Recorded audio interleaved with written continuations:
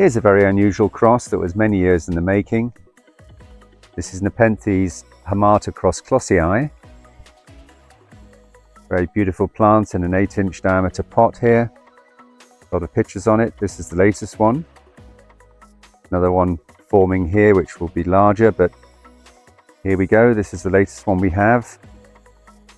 It's one of the assorted clones sold under BE-4562.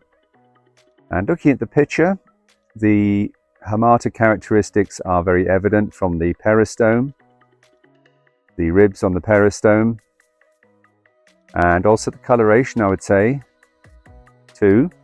The klossii is slightly less obvious. Sometimes klossii comes out quite strongly in hybrids, other times not so strongly, but you can see it on the shape of the picture. The bulge at the back of the picture body near the top is very much klossii, and the forward-facing mouth as well. So we can see the klossii there, but not all that evident. Certainly a long time in the making. I think it was many years before we managed to flower klossii and start producing hybrids from it. That's nepenthes hamata klossii, one of the assorted clones under BE-4562.